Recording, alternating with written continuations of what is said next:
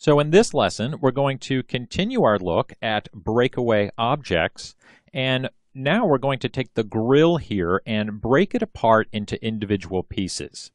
Now Maya does come with a terrible surface constraint, but I'm going to do this manually. I'm going to switch over to polys, and let's select all of the vertices and choose Edit Mesh, Detach.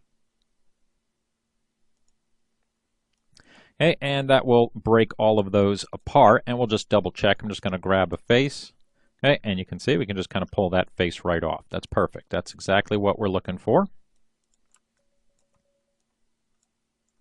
And let's delete its history. Okay, now I can add an nCloth object to it. So we'll choose nMesh, create nCloth. And I'm going to use the defaults that it starts with here to make another nCloth material. And I want to make sure my self-collide there is set to 1.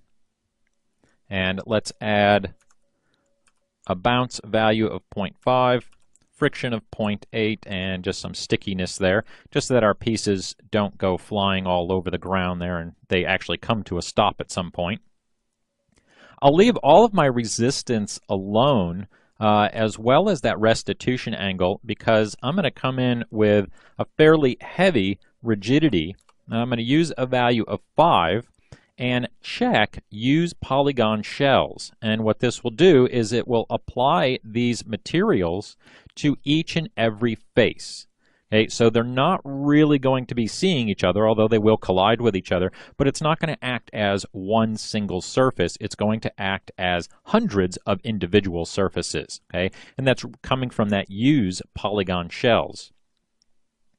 And let's go on down here. Let's give it our normal mass there to make sure that it's a good and heavy object, and we will definitely be needing gravity. Okay, so we'll keep that. So that's looking pretty good there. Now I'm going to add a transform constraint. So we'll just select the object, choose transform, and that will apply that, and we're going to use our same values here, although my glue strength for this is a little bit different, and this one I really, again, had to play with. I think all of them you're probably going to really have to play with simulation after simulation of testing, but the main one here with the glue strength was I was looking for a nice structure that still was in the end. So I had a lot of pieces break off, but there was still some substance of the object left. Okay, we can take that glue strength really low and just have it obliterate the grill very quickly. But I ended up with a value here of 0.09, and again, you can play with this and get all sorts of different variations, which is very cool. Some you might like, and then some, you can kind of just swap out and see which ones work the best. So we're going to go with a value of 0.09 there. Okay, and then we want to run our simulation. Now I've already cached these, but let's just take it back here, and we're just going to hit play and make sure that nothing explodes on us.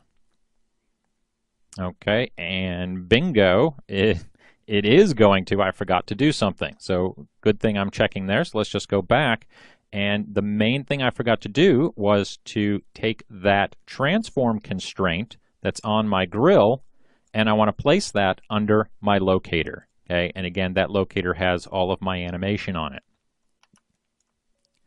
Okay, now I do not need to place the grill geometry.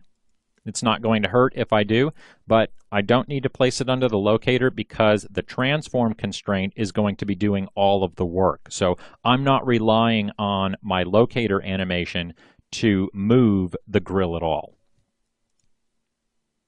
All right, and we'll hit play again, and now we see that the grill is definitely going with our object. That's much better. Okay, and we still got those our headlights there that we haven't done anything with. All right, so I'm just going to take that back. Okay, we can save this off here. Okay, but I'm going to go ahead and open our scene that already has these pieces cached.